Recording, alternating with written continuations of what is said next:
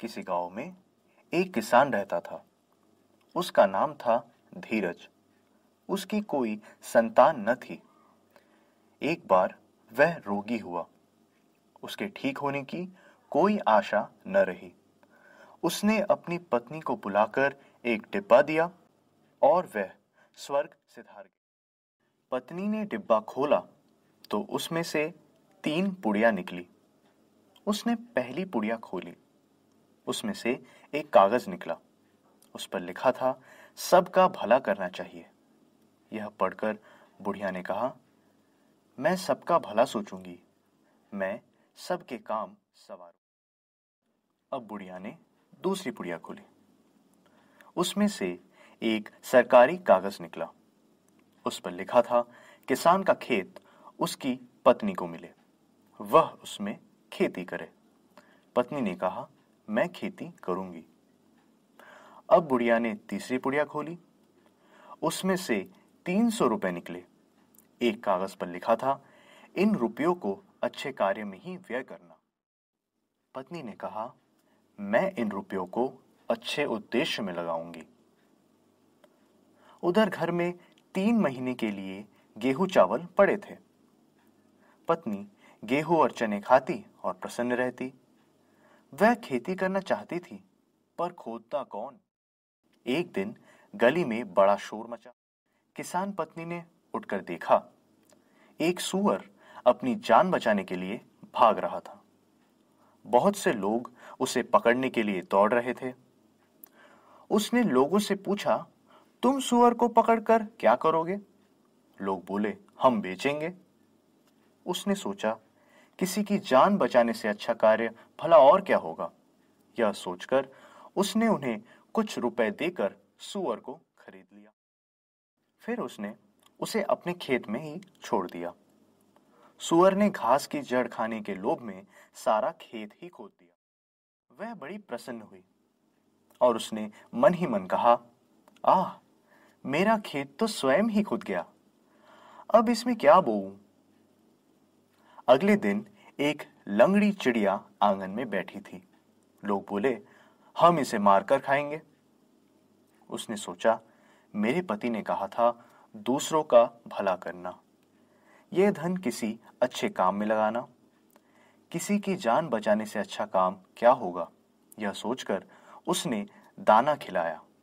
चिड़िया की जान में जान आई। चिड़िया न उड़ सकती थी, न खा पी सकती थी। बुढ़िया ने उसे खाना खिलाया, पानी पिलाया और उसकी टांग पर मरहम लगाया। चिड़िया ठीक हो गई और बुढ़िया की छत पर रहने लगी। कुछ दिन के पश्चात नटखट लड़कों ने एक मोर को पकड़ लिया। कोई उसके पंख उखाड़ता, कोई उसे अपने घर ले जाने के लिए खींचता।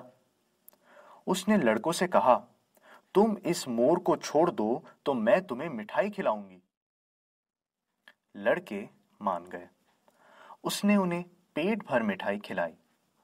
मोर कभी उसके घर में और कभी खेत में रहने लगा। एक दिन एक बकरी अपने झुंड से पीछे रह गई। उसने उसे दुखी देखकर अपने पास ही रख लिया। अब खेती के दिन आए तो उसने सोचा, मैं खेती करूंगी, पर खोदे कौन। इस चिंता में वह खेत पर गई। वहां उसने देखा कि सूअर ने घास की जड़ें खाने के लिए सारा खेत खोद दिया है। वह बहुत प्रसन्न हुई। अब वह सोचने लगी, इसमें क्या बोऊं, मुझे अच्छे बीज कौन लाकर दे। अभी यह बात सोच ही रही थी कि चिड़िया ने उसकी झोली में एक बीज फेंका। यह आम का बीज था। उसने वही आम का बीज बो दिया। उसने सोचा, अब खेत में पानी कौन दे। तब खेत में मोर खूब नाचा। उसका नाच देखकर इंद्र बहुत खुश हुए और छम छम पानी बरसा। इस तरह उसके सारे काम संवर गए। सूअर ने खेत खोदा, चिड़िया बीज लाई, बकरी ने मेंगनी की खाद दी, मोर ने बादल से पानी बरसाया। आम का पेड़ इतना फैला कि सारे खेत में फैल गया। उस पर ऐसे मीठे फल लगे कि कई हजार में वह पेड़ बिका। आम की कमाई से उसका घर भर गया। सब कहने लगे, यह पेड़ नहीं फला, किसान पत्नी का परोपकार फला है। वह बहुत प्रसन्न थी। उसकी प्रसन्नता के 3 कारण थे। दुख के पश्चात सुख मिलने से और गरीबी के बाद धन मिलने से कौन प्रसन्न नहीं होता। अतः उसकी प्रसन्नता का एक कारण धन था। उसकी प्रसन्नता का दूसरा कारण यह था कि उसने किसी गलत तरीके से धन नहीं कमाया, अपितु उसने परिश्रम करके यह प्रसन्नता पाई है।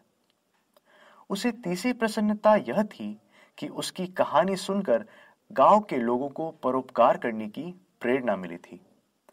गांव के अनेक लोगों ने प्रतिज्ञा की कि वे भी अपने जीवन में जितना अधिक परोपकार हो सकेगा उतना अवश्य करेंगे। तांत्रिक भी सच्चे परिश्रम, नेक कमाई और अच्छे विचारों के द्वारा सिद्धि प्राप्त करता है। अब यह उसकी इच्छा है कि उसे पाप में नष्ट करे अथवा पुण्य में लगाकर सिद्धि की वृद्धि करे। अनुभवी साधक का वचन हाथी दांत की तरह होता है, जो अज्ञान रूपी द्वार को तोड़ देता है। हाथी अपने दांतों से महल का द्वार तोड़ देता है, परंतु हाथी के बिना केवल उसके दांतों से कोई द्वार तोड़ना चाहे तो नहीं तोड़ सकता, कारण कि वास्तव में शक्ति हाथी में है, उसके दांतों में नहीं। ऐसे ही शक्ति गुरु के अनुभव में है, उनके वचनों में नहीं। आजकल सद्गुरु बनने का, अपने मत की टोली बनाने का शौक तो है, पर साधक का कल्याण हो जाए इसका विचार कम गुरुओं में ही है। अपने मत के अनुसार मंत्र देने से अपनी टोली तो बन जाती है, पर सिद्धि प्राप्ति में कठिनता होती है। सिद्धि प्राप्ति तब होती है जब अपनी श्रद्धा, विश्वास, रुचि और योग्यता के अनुसार साधना की जाए। मैं आशा करता हूं कि आपको यह वीडियो पसंद आया होगा। इसे लाइक और शेयर करना ना भूलें और हमारे चैनल लॉजिकल हिंदू को सब्सक्राइब करना न भूलें।